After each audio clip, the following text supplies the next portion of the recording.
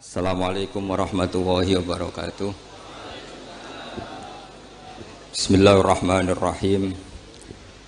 Tabarakalladzi nazzala al-furqana ala 'abdihi liyakuna lil 'alamina nadhira. Allahumma shalli wa sallim ala sayyidina maulana Muhammad wa ala alihi wa sahbihi asma'in, nama ba'du. Al-Mukarram sedanten keluarga besar Kiai Haji Hamid bin Abdullah bin Umar, wabil khusus paman kawula Kiai Haji Idris, ingkang kula hormati Kiai Haji Agus Ali Masyuri, Gus Zofur, Gus Sipul, sedanten mawon ingkang kula hormati para hadirin. Ini nanti mungkin ada 3 audisi yang diperlombakan Mbak Idris. Mungkin Gus Zofur, saya, Gus Ali. Nanti yang menang yang terakhir karena mikir sing iso ngalahno piye.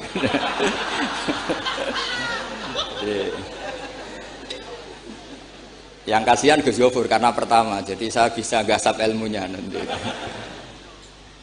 Begini, kecil saya itu sering sowan Pak Hamid karena memang sepupu mbah saya. Dalam catatan nasab, mbah saya kandung namanya Fatimah binti Kholik bin Umar. Tapi sepuh-sepuh namanya tidak Kholik tapi Idris. Kayak Mbah Hamid ini nama kecilnya itu Abdul Mukti. Jadi di keluarga saya biasa ganti nama. Dulu kecil saya orang manggil Udin, jadi kok bakul bakso.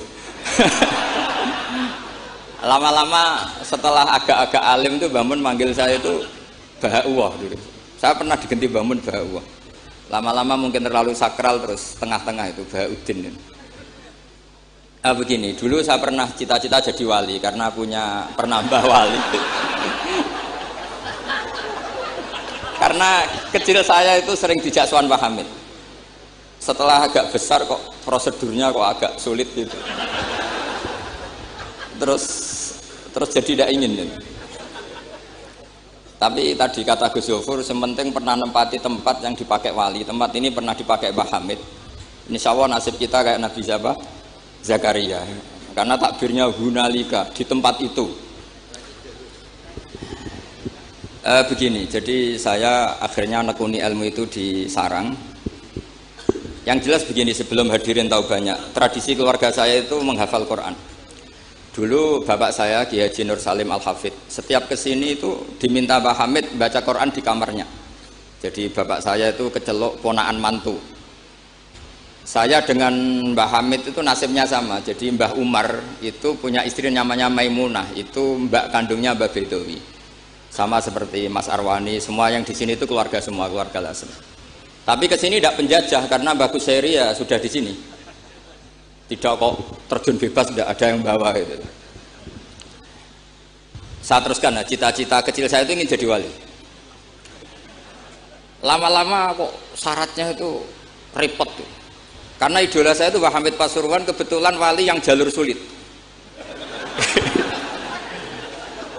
Kalau wali jalur jadab itu gampang, ibu-ibu rada aneh-aneh itu clear sudah. Itu lebih gampang. Itu.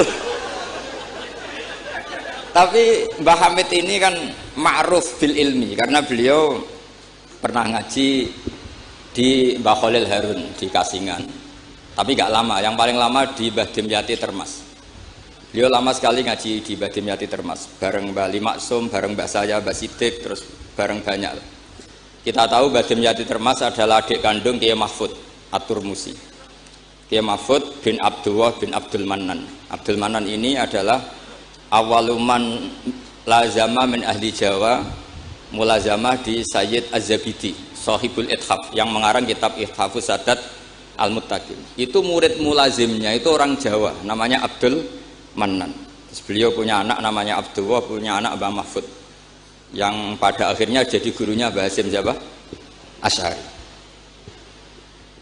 Mbah Mahfud ketika di Jawa, memang cerita wali itu syaratnya harus cerita grup. Ada grup WA wali itu ada, mulai dulu itu ada. Jadi wali itu syaratnya harus punya grup.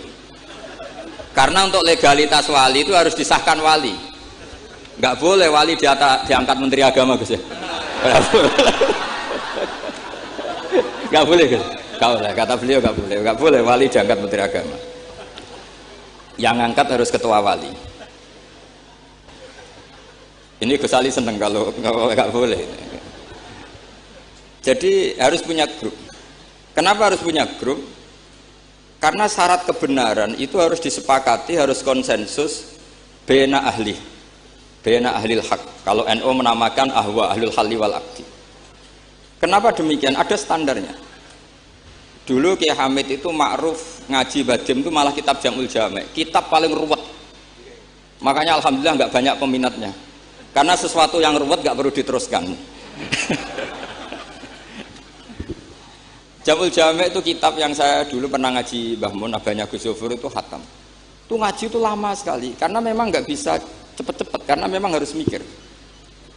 Setelah saya ngaji Jamul Jami', ngaji Lubil Usul, karena Kiai Mahfud itu al-usuli. Nah ini kaitannya dengan kewalian Pak Hamid. Nanti kamu bisa daftar lewat jalur ini, jalur saya ini nanti. Kitab Usul Fikih adalah sebetulnya kitab yang memudahkan kita jadi wali. Meskipun pelajarannya susahnya minta ampun. Kenapa demikian? Karena Usul Fikih itu yang memberi ruang bahwa qutbu hadaddin adalah al-istildad bil mubahat. Pada akhirnya poros utama agama ini adalah orang-orang soleh itu nikmati ma'abahahu, sesuatu yang dibolehkan Allah Subhanahu wa ta'ala. Saya dulu ya janggal, Mbah Mun itu kalau ketemu bapak saya itu ya guyon terus. Kiai Hamid dilasem sama Singat, kalau ketemu keluarganya sering guyon di ruang tengah itu di Pondok Fakhriyah. Karena mbah saya itu sepupu beliau. Dulu saya janggal, sampai Mondok Sarang ya semua ulama kalau ketemu pasti guyon. Ternyata apa? Memang menurut pandangan usul fikih, hukum mubah itu tidak ada. Kenapa tidak ada? Karena mubah itu maknanya bisa dilakukan, bisa ditinggalkan. Padahal dengan melakukan mubah, seseorang pasti meninggalkan keharaman. Watarkul haram wajib, padahal meninggalkan barang haram itu wajib.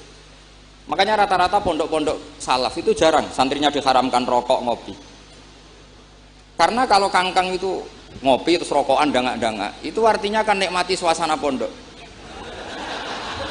Kayak apa kalau itu di bar itu, di kafe. Jadi itu bukan ngopi, itu tarkul haram.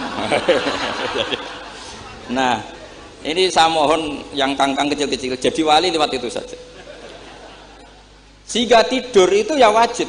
Karena dengan tidur kamu tidak bisa maling, tidak bisa dugem, tidak bisa ke kafe, tidak bisa di perapatan lihat wanita-wanita cantik.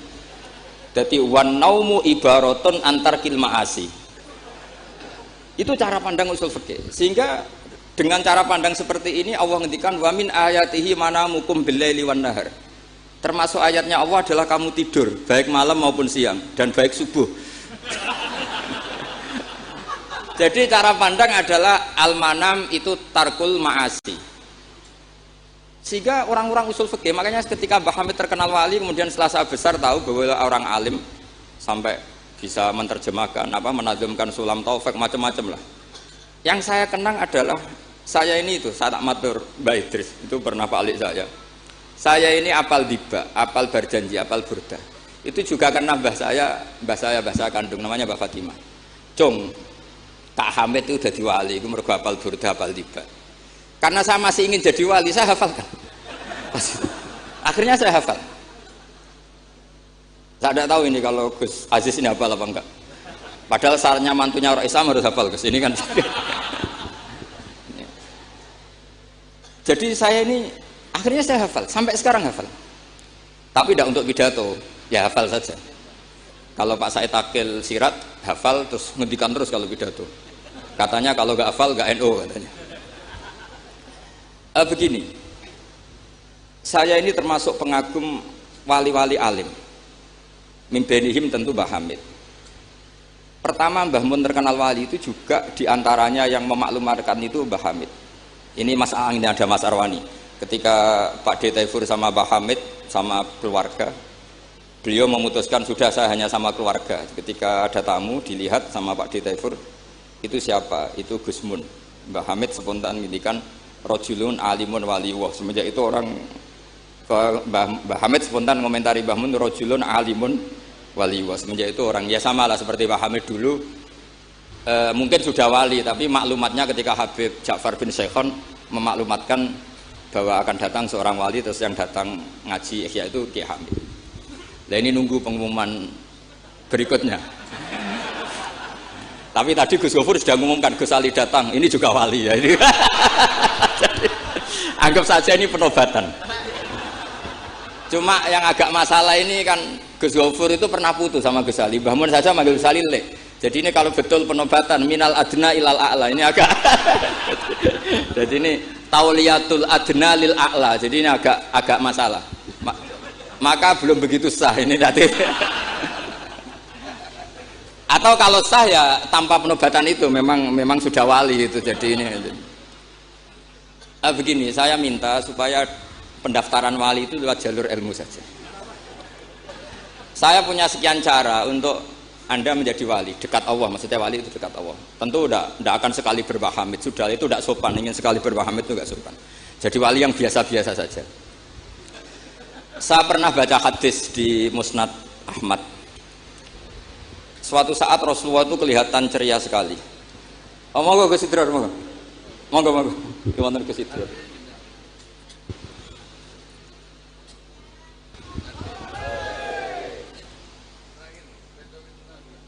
Monggo.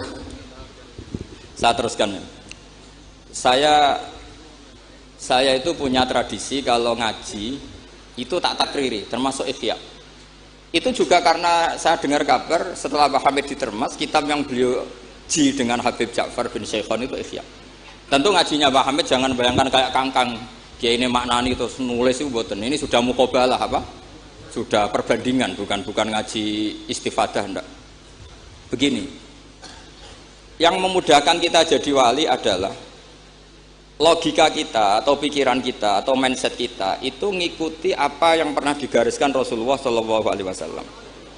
Dan Anda jika melakukan itu pasti wali. Kenapa demikian? Karena begini teks hadisnya. Suatu saat Nabi itu kelihatan senang sekali, terus beliau ngendikan, ini ada di Musnad Ahmad. Absyiru ma'asyiral muslimin, innallaha ta'ala qad fatahalakum baban minas sama. Yaqulu absyiru ma'asyiral muslimin. Wahai orang-orang Islam, kamu harus senang. Karena innallaha ta'ala yubahi bikum al-malaika. Allah membanggakan kalian kepada para malaikat. Kira-kira orang dibanggakan Allah itu wali apa enggak? Wali.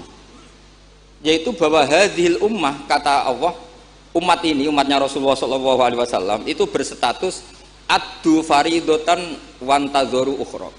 Umatnya Nabi adalah umat yang sudah melakukan subuh terus nunggu datangnya zuhur. Setelah zuhur dilakukan nunggu datangnya asar begitu.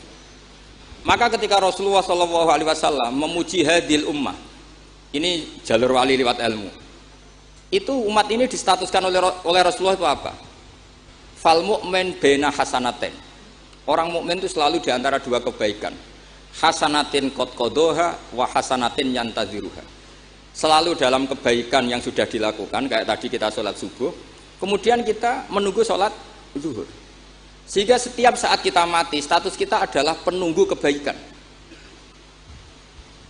Jadi ini penting saya utarakan supaya orang mukmin selalu melakukan kebaikan dan menunggu akan melakukan kebaikan lagi.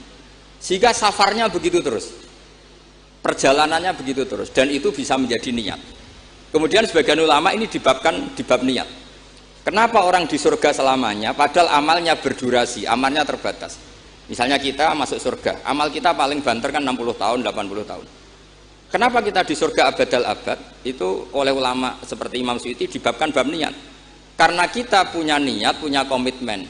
Lau isna abadal abad, la amanna ya abadal abad. Lau syi'na abadal abad, ya la sholaina abadal abad.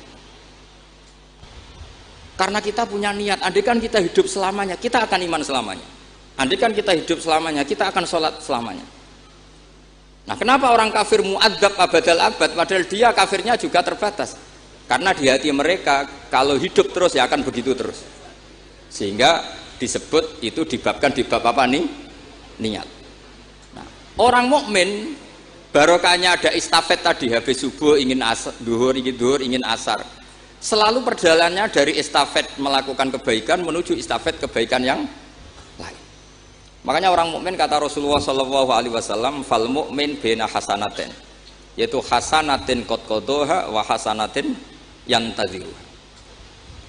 Sehingga saya mohon sekali kalau jenengan sedang melakukan kebaikan, harus langsung punya niat kebaikan yang lain, kebaikan yang lain.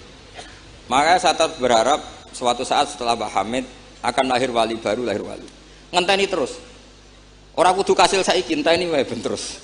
Karena kalau kasil saiki malah ndak nganti ngenteni. Saya itu pernah kalah debat sama santri seumur-umur itu satu. Gus, jenengan sama saya itu masuknya surga cepat saya. Kenapa? Kata Rasulullah, man salaka thariqan yaltamisu fihi ilman sahalallahu lahu thariqan ilal jannah. Itu yang masuk surga itu yang masih mencari-cari. Kalau jenengan sudah ketemu itu enggak masuk hadis itu. Wah, kurang ajar betul itu orang itu. Jadi itu syaratnya harus masih mencari cari. Kalau sudah ketemu itu enggak masuk hadis itu karena sudah ada yaltamisu fihi ilman. Ini saya ijazahkan kepada Gus-Gus yang muda. Saya ngijazahi Mbak Idris enggak berani. Tak ijazahkan ini sama Gus Aziz. Mbah Hamid dulu masyhurnya itu supaya orang-orang tua ini yaltamisu fi ilman. Itu yang orang-orang sepuh itu kalau sowan beliau disuruh ngapalkan Quran. Ada yang 2 tahun mati, 4 tahun mati. Sementing kata beliau, kata Mbah Hamid sini, sementing kowe nuju golek ilmu, cum. Termasuk Pak De Bukhari yang orang lasem itu juga ngapalkan Quran. Ada yang 6 juz mati, 9 juz mati. Karena Mbah Hamid ingin semua orang itu yaltamisu fihi ilman, bahwa dalam kehidupan ini mencari-cari apa? Ilmu. Meskipun beliau tahu secara teori nggak sampai umurnya. Makanya kalau suwun yang sepuh-sepuh ini juga terus daftar wali nanti, terus belajar. Tapi jangan buku yang menyesatkan. Nah, kenapa begitu? Karena ulama dulu tuh ingin semua orang itu melakukan hasanatin qad qadoha wa hasanatin yang taziru. Tapi Rasulullah karena tahu kalau orang terlalu kepedean itu masalah. Terus Nabi juga ngendikan wal mu'min baina makhofaten. Orang mukmin dalam ketakutan dua, yaitu baina ajalin qad madha la yadri mawahu qadin fihi mawahu saniun fihi wa baina ajalin qad baqiya la yadri mawahu qadin fihi. Itu betapa Rasulullah itu jami'ul kalim, orang yang kalau ngendikan itu mudah difahami. Tapi kamu jangan selalu gembira, kamu itu punya dua ketakutan, dihimpit dua ketakutan, yaitu ketakutan masa lalu kamu, yang kamu tidak tahu Allah akan memperlakukan kamu kayak apa, dan ajal yang akan datang kamu juga gak pernah tahu nanti kamu diperlakukan Allah kayak apa. Makanya terus ulama-ulama kalau ngarang itu biasanya dibabkan kitabul khaufi war roja. Jadi rojaknya karena al mu'min baina hasanaten, yaitu hasanatin qad qadoha wa hasanatin yantaziruha, tapi juga al mu'min baina makhofaten baina ajalin qad madha la yadri mawahu saniun fihi wa baina ajalin qad baqiya la yadri mawahu qadin fihi. Sehingga orang Islam semuanya stabil, ada khauf, ada reza. Dan itu lagi-lagi di kitab Ihya, kitab yang dimulazamai Mbah Mun, dimulazamai Mbah Hamid. Saya sampai sekarang masih terus belajar Ihya. Nak ra iso yo ngerpek. Saya sampai sekarang masih ngerpek kitab Ithaf itu. Karena saya punya Ihya itu 4 kalau nggak 5, cetakan Toha Putra, DKI, Darul Hadis Al-Qahirah. Saya biasanya kalau kitab induk punya sampai 4 sampai 5. Nggak tahu kalau ibu induk nggak tahu itu punya, nggak tahu saya. Pokoknya kalau kitab induk itu saya punya sampai 4. Karena sering salah cetak. Kenapa dulu sering salah cetak begini? Kalau seorang ulama ngarang itu ditungguin muridnya. Imam Buaiti nulis, Imam Buzani nulis, Imam Robi nulis. Mungkin karena Imam Syafi'i ngendikan misalnya yas tasfid, mungkin yang satu nulis pakai shin, yang satu nulis pakai sod. Sehingga kitab sekecil takrib itu ada wafi nusotin nggak ada. Nah, karena kalau sekarang kan enggak di komputer, kalau masternya sama ya sama. Terus kalau dulu enggak, wafi ba'din nusah kada, wafi nusotin kada, karena muridnya beda. Problemnya ya nanti kalau muridnya pas geloyor ya enggak karu-karuan. Makanya ada sanad, salah petik itu jadi mati. Ada santri yang enggak pati ngalim, kitabnya dia itu Hayatun Sauda Dawaun min Kulida. Jadi kelebihan titik. Akhirnya dia cari ular hitam, khayah itu mana nih ular, sauda itu hitam, dawaun min kulida, penyembuh dari segala penyakit. Karena kitabnya pakai titik 2, dia cari ular hitam, kebetulan itu kobra. Ya dipatok mati. Ya sembuh betul, tidak sakit lagi. Ya. Ya dia kitabnya dia itu khayatun sauda. Padahal yang benar itu habbatun sauda. Jadi kalau salah titik itu resikonya seperti itu. Jadi habbatun sauda, kitabnya dia hayatun sauda. Nah berikutnya ini mungkin yang terakhir, ini trik jadi wali. Yang mintorikil ilm, seorang lagi mintorikil ilmi.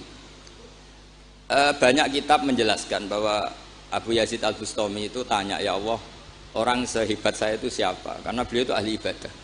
Sama Allah dijawab oleh Hatif ya tentu. Kamu tidak usah tanya caranya Allah jawab gimana. Tidak wali itu tetap nggak bisa tuh. Jadi wali dulu nanti tahu sendiri.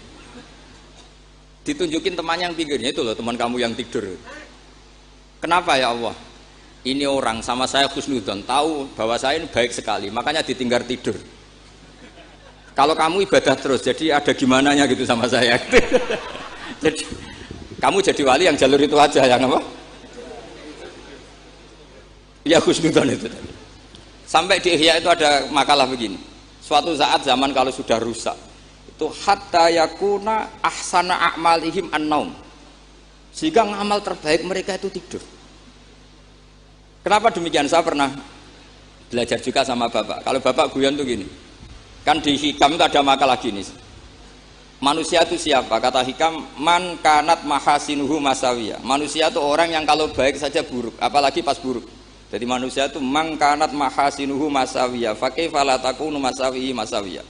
Manusia itu orang pas baik saja buruk, apalagi pas buruk. Terus tak tanya bapak, kalau niku Pak imam masjid sing istiqomah, ya apa istiqomah? Tapi ono kemungkinan yen ra ikhlas nak dimami wong liya. Sama sih itu. Imam masjid ning desa-desa itu istiqomah, kadang niate ben gak kena wong liya. Sehingga banyak alumni yang ngantri itu gak jadi imam karena sampai watuk, sampai pelo, ora fase tetep mau digenti. Dalile saking istiqomah. Tapi kita kan ndak tahu mergo ditindah wong liya apa enggak kan ndak pernah tahu. Jadi manusia itu mangkanat mahasinuhu masawiyah fa kaifa la takunu masawihi masawiyah. Nah begitu juga misalnya orang alim, saya ini kata orang banyak itu alim, baik kan? Tapi akhirnya nggak sopan. Saya di atas Gus Zofur, di atas Gus Ali ini kan nggak sopan. Makanya tak jamin ini nggak lama-lama, karena nggak sopan tuh nggak boleh lama-lama gitu. Jadi orang itu apapun baiknya itu pasti ada sisi. Itu guyonannya orang-orang alim dulu itu sampai gitu. Man kanat mahasinuhu masawiyah fa kaifa la takunu masawihi masawiyah. Manusia itu orang yang saat baik saja ada buruknya, apalagi pas buruk. Coba kamu fikir itu bagus karena ngeringankan hisab. Tapi ono tangga lara ra iso nulung, ono wong macam-macam ra iso nulung. Padahal fikir itu bagus.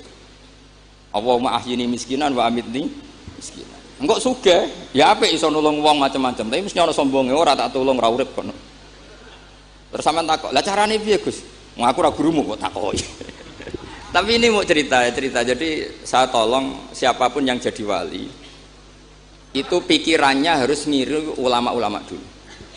Ini yang terakhir bapak dapat ijazah dari Mbah Hamid itu gini, kalau mau ngaji atau baca apa, ya Allah saya niat kayak niatnya Syekh Abdul Qadir apa?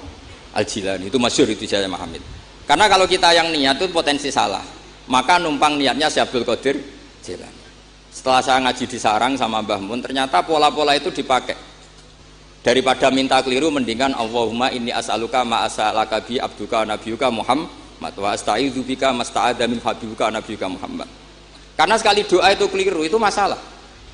Di Hikam itu ada cerita lucu itu masyhur itu. Ada seorang wali tapi hamal, tukang mangkul barang karena dia seorang wali setelah dapat makan satu piring cukup pulang dia karena dia tidak ingin kaya. Setelah itu ibadah terus. Lama-lama matur, ya Allah saya ini seorang wali, konsentrasi saya hanya ibadah, ngapain harus kerja jadi hamal, tukang manol, mbok kasih rezeki yang tanpa saya kerja. Singkat cerita sama Allah ditakdir dicurigai maling, terus dipenjara.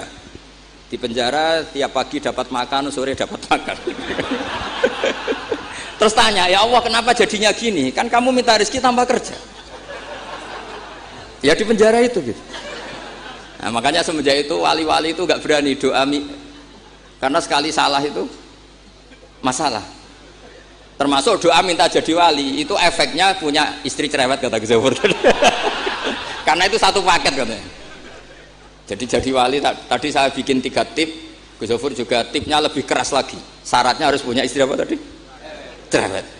Ya wassalamualaikum warahmatullahi wabarakatuh.